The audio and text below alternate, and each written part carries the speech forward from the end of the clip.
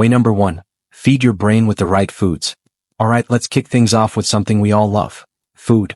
You might be thinking, wait, can what I eat really help my memory? The answer is a big yes. Your brain is like a high-performance car. It needs the right fuel to run smoothly. And when you're over 60, giving your brain the nutrients it craves can make a huge difference in how sharp you feel. So what should you be eating? Let's start with berries. Blueberries, strawberries, raspberries, they're not just delicious. They're packed with antioxidants that protect your brain from stress and inflammation. I read a study from Harvard that showed people who ate more berries had slower memory decline as they aged. Isn't that amazing? Try adding a handful of blueberries to your morning oatmeal or blending them into a smoothie. I've been doing this myself and it feels like a little gift to my brain every day. Next up, fatty fish like salmon, mackerel, or sardines. These are rich in omega-3 fatty acids, which are like building blocks for your brain cells. Omega-3s help improve communication between brain cells, which is key for memory. If fish isn't your thing, you can get omega-3s from walnuts or flax seeds, but fish is the gold standard. My tip? Try grilling some salmon with a bit of lemon and herbs. It's so easy and tastes like a restaurant meal. Aim for 2 servings a week and your brain will thank you. Don't skip the leafy greens either. Think spinach, kale, or collard greens. These are loaded with vitamin K, folate, and beta-carotene, all of which support brain health. I know greens can feel like a chore sometimes, but toss them into a smoothie with some banana and yogurt and you won't even taste them. My neighbor Tom, who's 65, started doing this, and he swears he feels more alert during his crossword puzzles. One more food to add to your plate: dark chocolate. Yes, you heard me right. Dark chocolate, 70% cocoa or higher, has flavonoids that boost blood flow to the brain. Just don't go overboard. A small square a day is plenty. I keep a bar in my kitchen for those moments when I need a little brain boost and a treat. Now, a quick word about what to avoid. Sugary snacks and processed foods can cause inflammation and fog up your brain. I'm not saying you can't enjoy a cookie now and then. Life's too short for that, but try to make whole, nutrient-rich foods the star of your plate. And don't forget to stay hydrated. Even mild dehydration can make it harder to focus. Keep a water bottle nearby and sip throughout the day. Here's a simple challenge for you. This week, try adding 1 brain-boosting food to every meal. Maybe it's berries at breakfast, a spinach salad at lunch, and salmon for dinner.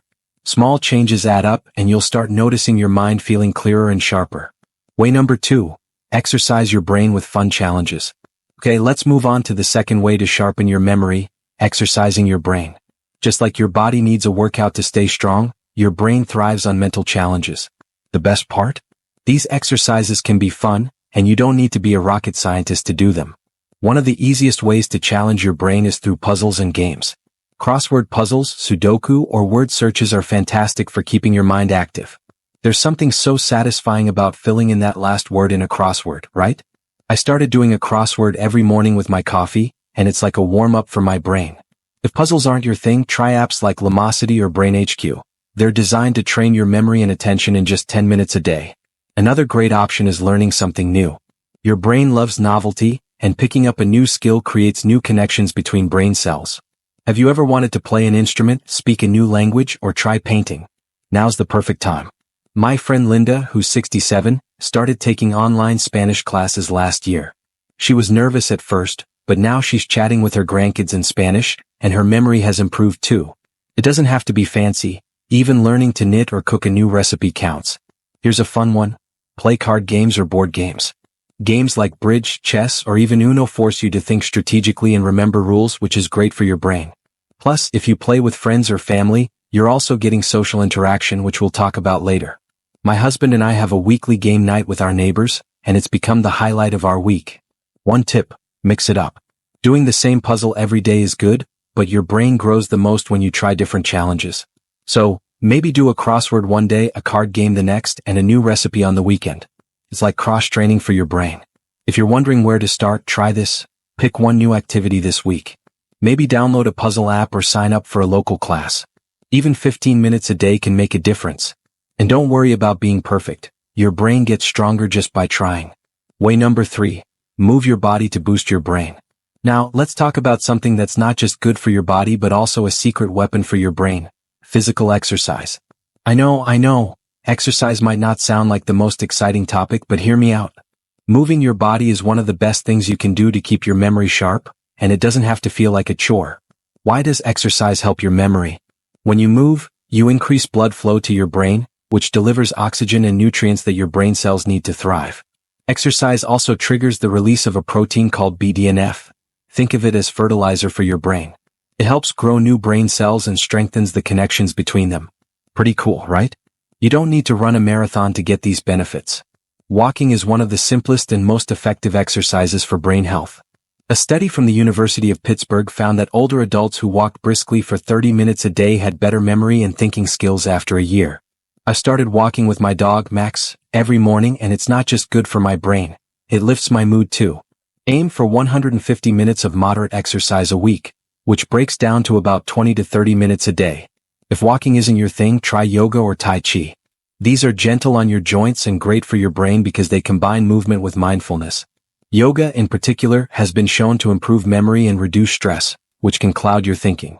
My sister, who's 64, joined a local yoga class and says it's like a vacation for her mind. Dancing is another fantastic option. Whether it's ballroom, Zumba, or just grooving to your favorite tunes in the living room, dancing challenges your brain to remember steps and coordinate movements.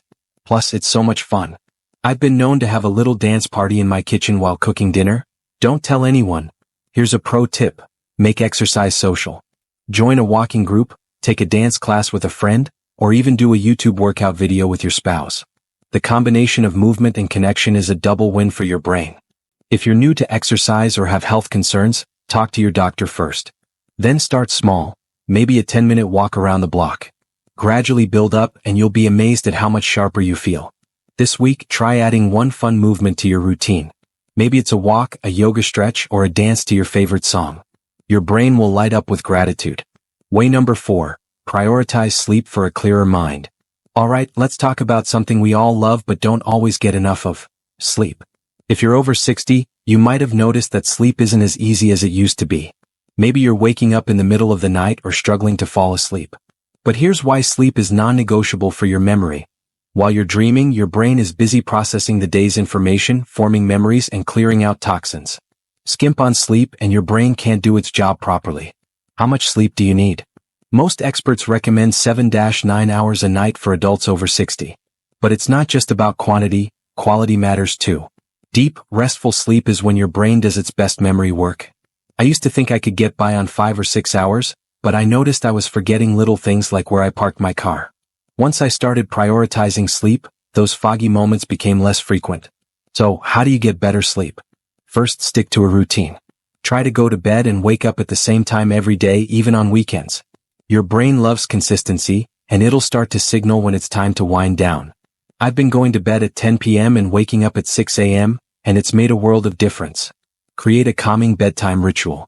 This could be reading a book, sipping herbal tea, or doing some gentle stretches. Avoid screens like your phone or TV for at least an hour before bed. The blue light from screens messes with your brain's sleep signals. I've started reading a cozy mystery novel before bed, and it's like a signal to my brain that it's time to relax. Your sleep environment matters too. Keep your bedroom cool, dark, and quiet. Invest in a comfortable mattress and pillows if you can.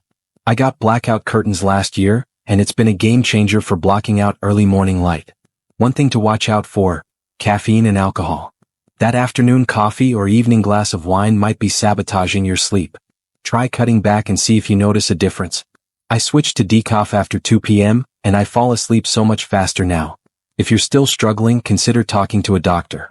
Sometimes, issues like sleep apnea or restless leg syndrome can interfere with rest, and they're treatable. But for most of us, small tweaks, like a consistent routine and a screen-free wind down, can work wonders. Here's your challenge. Tonight, try one sleep-improving habit. Maybe it's turning off your phone an hour earlier or sipping some chamomile tea. Better sleep equals a sharper memory, and you deserve both. Way number 5. Stay connected with loved ones. Last but definitely not least, let's talk about the power of social connection. You might be surprised to hear that staying close with friends, family, or even new acquaintances can boost your memory. But it's true, socializing is like a workout for your brain, and it's one of the most enjoyable ways to stay sharp. Why does connection help? When you chat with others, your brain is working hard, processing words, recalling memories, and picking up on social cues. Plus, strong relationships reduce stress and depression, both of which can cloud your memory. A study from the University of Michigan found that older adults who spent time with others had better cognitive function than those who were more isolated. That's powerful. So, how do you stay connected? Make time for meaningful conversations. Call a friend, have coffee with a neighbor, or video chat with your grandkids. I've started a weekly phone call with my college roommate, and we laugh so much that it feels like medicine for my soul and my brain. Join a group that interests you. Maybe it's a book club, a gardening club, or a volunteer group at your church.